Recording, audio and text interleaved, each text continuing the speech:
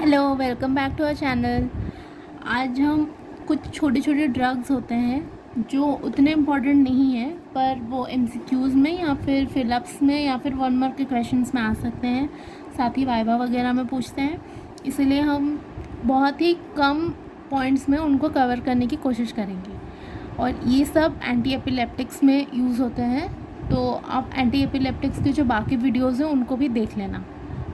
सबसे पहले हम बात करेंगे क्लोनाज़ेपाम के बारे में। क्लोनाज़ेपाम एक बेंजोडाज़ेपीन है। बेंजोडाज़ेपीन मतलब उसका जो एक्शन है ना, वो गाबा फैसिलिटेटरी एक्शन है। मतलब वो गाबा इंड्यूस्ड जो क्लोराइड चैनल्स होते हैं उनमें इन्फ्लक्स कराता है क्लोरीन का। ठीक है, तो ये पहला है उसका मैकेनिज्म कि ये बेंजोडाज़ेपीन है और गाबा इंड्यूस्ड क्लोराइड इन्फ्लक्स कराता है। दूसरा है कि क्योंकि ये बेंजोडाज़ेपीन है तो इसका मेन एक्शन क्या होगा, सिडेशन। और यही सिडेशन से ही ना उसका एंटी कन्वल्सेंट इफेक्ट भी शो हो जाता है। मतलब इसका कोई दूसरा मैकेनिज्म नहीं है, जैसे हमने sodium channel blocks, calcium channel blockers पढ़ा था, ये वैसा नहीं है। क्योंकि ये बेंजोडाज़ेपीन है, गाबा को इंक्रीज़ कराता है, सिडेशन करता है, तो उसी वजह से इसका एंटी कन्वल्सेंट इफेक्ट भी शो होता है। तीसरा पॉइंट आपको इसके बारे में जानना है कि इसका बहुत ही लॉन्ग ड्यूरेशन ऑफ एक्शन है, ऑलमोस्ट 24 आवर्स का। साइड इफ़ेक्ट्स की बात करेंगे तो वही है, सिडेशन, डलनेस। अगर हम क्रॉनिक टाइम तक देंगे तो वो टॉलरेंस डेवलप कर सकता है। जैसे आपको पता होगा कि बेंजोडाज़ेपीन और बार्बिचुरेट्स में कॉमन साइड इफ़ेक्ट यही है कि वो टॉलरेंस शो करता है। इसलिए उनको प्रिवेंट करने के लिए हमने अभी जो न्यूज़ कंपाउंड्स वो बनाए हैं। ओके, लास्ट में है इसके यूजेस है कि इसको एडजुवेंट की तरह यूज़ करते हैं मायोक्लोनिक या फिर अकाइनेटिक एपिलेप्सी में। अब सेकंड जो ड्रग है वो है डायज़ेपाम। डायज़ेपाम भी एक बेंजोडाज़ेपीन है और साथ ही इसका जो दूसरा रोल है वो है मसल रिलैक्सेंट। इसको हम मसल रिलैक्सेशन वाले चैप्टर में भी पढ़ते हैं। फिर दूसरा पॉइंट इसके बारे में जानना है कि एक फर्स्ट लाइन ड्रग है फॉर इमरजेंसी। ये डायज़ेपाम में सबसे इम्पॉर्टेंट पॉइंट यही है कि जो इमरजेंसी कन्वल्शंस होते हैं ना, उनमें हम सबसे पहले डायज़ेपाम ही देते हैं। ये फर्स्ट लाइन ड्रग है। कौन से इमरजेंसी कन्वल्शंस, जैसे स्टेटस एपिलेप्टिकस, टिटैनस हो गया, एक्लैम्पशिया प्रेगनेंसी में, या फिर फेब्राइल कन्वल्शंस। खास बात है फेब्राइल कन्वल्शंस के लिए कि इसमें जो रूट होगा ना डायज़ेपाम का, वो रेक्टल होगा। रेक्टल रूट से हम देते हैं, रेक्टल इंस्टिलेशन। ओके, और इसको देते हैं 0.2 to 0.3 मिलीग्राम पर केजी स्लो आईवी, मतलब पेरेंट्रल देते हैं। मैक्सिमम हम 100 mg पर डे दे सकते हैं, उससे ज़्यादा होगा तो टॉक्सिसिटी होगा। साइड इफ़ेक्ट्स की बात करेंगे तो थ्रोम्बोफ्लेबाइटिस होगा, जिस वेन में हम देंगे वहाँ पे थ्रोम्बोफ्लेबाइटिस हो सकता है और लोकलाइज्ड पेन हो सकता है। तो डायज़ेपाम में मोस्ट इंपॉर्टेंट चीज़ है कि इमरजेंसी कंट्रोल ऑफ कन्वल्शंस में हम यूज़ करते हैं। अब थर्ड ड्रग की बात करें तो वो है लैमोट्रिगिन। लैमोट्रिगिन एक ब्रॉड स्पेक्ट्रम एंटी एपिलेप्टिक है। अगर आपने अब तक के सारे वीडियोस देखे हो एंटी एपिलेप्टिक्स के, तो मैंने आपको बताया था कि 3 ड्रग्स है जो कि ब्रॉड स्पेक्ट्रम एंटी एपिलेप्टिक्स होते हैं। ब्रॉड स्पेक्ट्रम एंटी एपिलेप्टिक्स मतलब उनके मैकेनिज्म ऑफ एक्शंस बहुत हैं। तो उनमें से एक है लैमोट्रिगिन, दूसरा है वैल्प्रोइक एसिड और तीसरा है टोपिरामेड। तो इस तरह 3 ड्रग है। टोपिरामेड का भी ब्रॉड स्पेक्ट्रम होता है, लैमोट्रिगिन का भी ब्रॉड स्पेक्ट्रम होता है। ये दोनों न्यूअर ड्रग है एंटी एपिलेप्टिक्स में, और इनके साथ ही वैल्प्रोइड भी है। तो क्योंकि ब्रॉड स्पेक्ट्रम है तो ये सोडियम चैनल को भी ब्लॉक करेगा, कैल्शियम चैनल को भी ब्लॉक करेगा, ग्लूटामेट को डिक्रीज़ करेगा, और एस्पर्टेट भी एक एक्साइटेटरी न्यूरोट्रांसमीटर है तो उसका भी डिक्रीज़ कराएगा लेवल्स। लेकिन इसका कोई एक्शन नहीं है गाबा रिसेप्टर में, ये बात ध्यान रखना।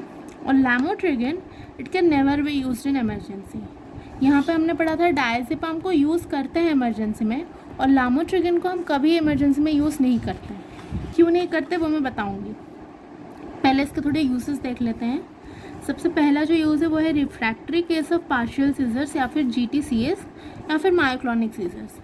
तो जो रिफ्रैक्टरी केसेज जो रिस्पॉन्ड नहीं कर रहे हैं बाकी एंटी एपिलेप्टिक्स में, उनमें हम लैमोट्रिगिन दे सकते हैं। पार्शियल सीजर्स में भी हो गया, क्योंकि पार्शियल सीजर्स में सोडियम चैनल इन्वॉल्व होता है।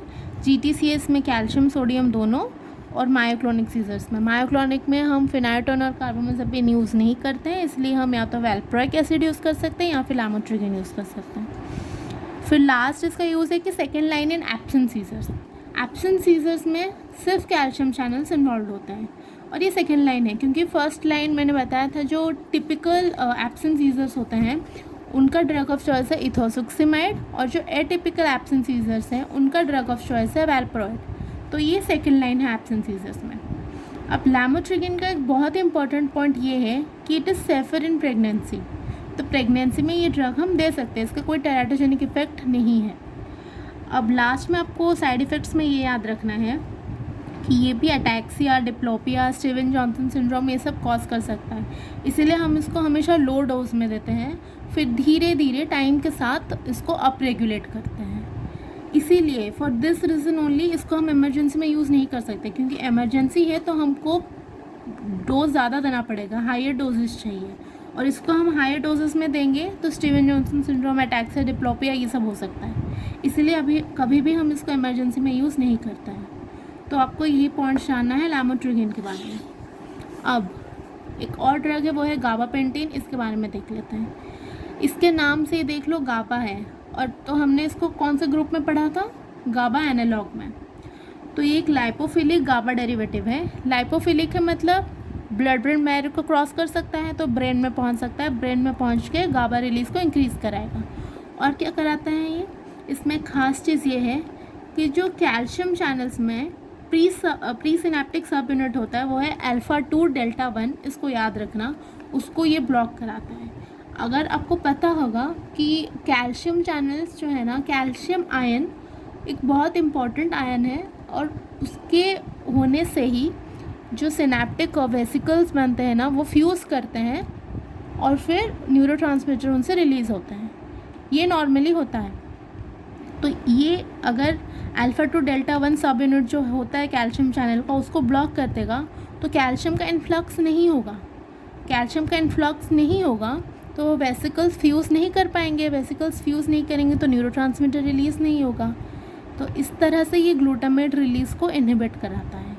मतलब एक गाबा को इंक्रीज़ करा रहा है और ग्लूटामेट रिलीज़ को इनहिबिट करा रहा है। पर ग्लूटामेट रिलीज़ को कैसे इनहिबिट कराता है, ये वाला पॉइंट आपको जानना बहुत ज़रूरी। तीसरा पॉइंट इसमें ये है कि दिस इज़ नॉट मेटाबोलाइज्ड, तो ये अनचेंज्ड ही यूरिन में एक्सक्रीट हो जाता है, इसीलिए इसका कोई इंटरेक्शन नहीं है। ये एक पॉजिटिव पॉइंट है।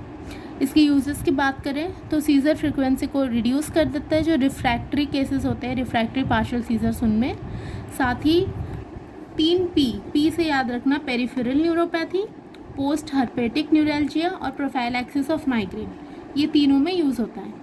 2 तरह की न्यूरोपैथी हो गए, एक हो गया पेरिफेरल और एक हो गया पोस्ट हर्पेटिक न्यूरैल्जिया वाला, और तीसरा प्रोफाइलैक्सिस ऑफ माइग्रेन में भी यूज़ होता है। पर इसका साइड इफ़ेक्ट्स क्या है, सोमनोलेंस, ट्रेमर, वेट गेन और एडिमा। इसलिए इतना पॉपुलर नहीं है क्योंकि सोमनोलेंस कराता है, वेट गेन कराता है।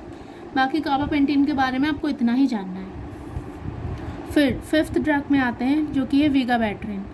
इसको हम इसके नाम से ही याद रखेंगे। देखिए, सबसे पहले इसमें गाबा है, फिर TR है, फिर IN है, ठीक है। तो गाबा से आप याद रखना गाबा, TR से है ट्रांसएमिनेज, IN से इनहिबिटर। तो ये गाबा ट्रांसएमिनेज इनहिबिटर, इसका क्या मतलब हुआ, गाबा ट्रांसएमिनेज गाबा का मेटाबॉलिज्म कर देता है, ठीक है, और ये गाबा ट्रांसएमिनेज का इनहिबिटर है। यही सेम मैकेनिज्म एक और ड्रग का भी है, और क्या है वो ड्रग, वैल्प्रोइक एसिड। मैंने आपको वैल्प्रोइक एसिड बताते टाइम ये भी बोला था कि ये भी उसका एक मैकेनिज्म है। वो गाबा के रिलीज़ को इंक्रीज़ करता है by inhibiting the GABA transaminase. Same vigabatrin भी करता है गाबा ट्रांसएमिनेज इनहिबिटर। तो इसको हम कहाँ पे यूज़ करेंगे, वही जो रेजिस्टेंट पार्शियल सीजर्स है उनमें ट्रीटमेंट में देते हैं। साथ ही ये ड्रग ऑफ चॉइस है infantile spasm with tuberous sclerosis. ये प्लीज़ मेंशन करना क्योंकि बहुत बच्चे इसको इन्फेंटाइल स्पैसम में ही लिख देते हैं, but infantile spasm with tuberous sclerosis, अगर ट्यूबरस स्क्लेरोसिस एसोसिएटेड है तभी हम विगाबैट्रिन देंगे। अगर वो एसोसिएटेड नहीं है तो वहाँ पे उसका ड्रग ऑफ चॉइस कॉर्टिकोस्टेरॉइड्स हो जाएगा, ACTH, वो विगाबैट्रिन नहीं होगा, ठीक है। तो ये 2 चीज़ हो गया उसका ट्रीटमेंट वाला। फिर VI जो है, फर्स्ट में जो VI है उससे आप उसके साइड इफ़ेक्ट्स याद रखना कि ये विजुअल फील्ड कॉन्ट्रैक्शन कराता है, मतलब विजन का ब्लरिंग होगा और कलर विजन, तो ऐसे ही विजुअल डिस्टर्बेंसेस होते हैं। तो विगाबैट्रिन के बारे में यही है, उसी के नाम से ही आप सारा पॉइंट्स याद कर सकते हो। फिर एक और ड्रग है जो कि है लेवेटिरेसिटम। इसकी खास बात ये है कि एक SV2A इनहिबिटर है। SV2A एक सिनेप्टिक में जो वेसिकल होता है ना, वो प्रोटीन है। सिनेप्टिक वेसिकुलर प्रोटीन है, तो उसका इनहिबिट करेगा। तो जैसे हमने गाबापेंटिन में देखा था कि वो कैल्शियम चैनल्स को ब्लॉक कर देता है ताकि ग्लूटामेट रिलीज़ ना हो पाए। यहाँ पे वो क्या करेगा, जो सिनेप्टिक वेसिकल्स हैं उनमें जो प्रोटीन है उसको इनहिबिट करेगा, जिसकी वजह से ग्लूटामेट का रिलीज़ कम हो जाएगा। ठीक है। और इसका एक दूसरा मैकेनिज्म ये है कि जो एन टाइप कैल्शियम चैनल्स होते हैं उनको भी ब्लॉक करता है, एन टाइप। अब लेवेटिरेसिटम ये भी सेफेस्ट है इन प्रेगनेंसी, पर क्योंकि ये एक न्यू ड्रग है और इस पर अभी भी रिसर्च चल रहे हैं, तो इसीलिए इसको इतना अभी वाइडली यूज्ड नहीं होता। नहीं तो levetiracetam is also safe in pregnancy. तो 2 एल हैं अभी तक हमने पढ़ा, एक है लैमोट्रिगिन, वो भी सेफ इन प्रेगनेंसी होता है, और एक है लेवेटिरेसिटम, ये भी सेफ इन प्रेगनेंसी है। उसके बाद है टियागाबिन, ये लास्ट ड्रग है, इसको भी इसके नाम से याद रखेंगे। सबसे पहले इसमें भी GAB है, तो इससे आप गाबा याद रख लेना, और शुरू का जो लेटर है वो है T, मतलब ट्रांसपोर्टर। तो ये इनहिबिट करता है गाबा का ट्रांसपोर्टर। अच्छा, गाबा ट्रांसपोर्टर क्या करता है, जब सिनेप्टिक क्लेफ्ट में गाबा आ जाता है न्यूरोट्रांसमीटर, तो यूँ मान लो कि ये सिनेप्टिक क्लेफ्ट है, ये प्री सिनेप्टिक मेम्ब्रेन है, ये पोस्ट सिनेप्टिक है। तो जब यहाँ पे गाबा आ जाते हैं सिनेप्टिक क्लेफ्ट में, तो ये गाबा ट्रांसपोर्टर क्या करता है ना, इनको वापस प्री सिनेप्टिक में ले जाता है। ठीक है, ये ट्रांसपोर्ट करा देता है, इनको सिनेप्टिक क्लेफ्ट में रहने ही नहीं देता, इनको ऊपर प्री सिनेप्स में ले जाता है। तो ये टियागाबिन क्या करेगा, ये इस गाबा ट्रांसपोर्टर को इनहिबिट करेगा। तो अगर गाबा ट्रांसपोर्टर इनहिबिट होगा तो यहाँ पे जो गाबा आया है वो वापस नहीं जाएगा, वो सिनेप्टिक क्लेफ्ट में रहेगा, फिर पोस्ट सिनेप्टिक रिसेप्टर्स के साथ बाइंड करके अपना एक्शन करेगा। तो इसको भी हम यूज़ करते हैं रेजिस्टेंट केसेस में, रेजिस्टेंट पार्शियल सीजर हो गया, या फिर पैराडॉक्सिकल सीजर हो गया, या फिर साइकोसिस हो गया। इसमें भी 3 P है, एक है पार्शियल, एक है पैराडॉक्सिकल और एक है साइकोसिस। तो ये था कुछ छोटे छोटे न्यूअर ड्रग्स। तो न्यूअर ड्रग्स में भी आपको वाइवा में पूछ सकते हैं, या फिर अगर शॉर्ट नोट भी आए तो आप उसमें लैमोट्रिगिन, गाबापेंटिन, विगाबैट्रिन, लेवेटिरेसिटम और टियागाबिन 5-6 ड्रग्स को एक्सप्लेन कर सकते हो थोड़ा थोड़ा। यही है जो आपको इनके बारे में जानना है। बाकी जो मेन इंपॉर्टेंट ड्रग्स है, जैसे वैल्प्रोएट हो गया और कार्बामेज़ेपिन हो गया, फिनाइटोन हो गया, उन पे भी वीडियोस मैंने बना दिया है। अगर आपने नहीं देखा है तो उनको देख लेना प्लीज़। और अगर ये वीडियो अच्छा लगा हो तो लाइक करना, शेयर करना, सब्सक्राइब करना, और इसके नोट्स जो है मैं उसको इंस्टाग्राम में डाल दूँगी, ID को फॉलो कर देना। Thank you so much for watching, see you in the next time.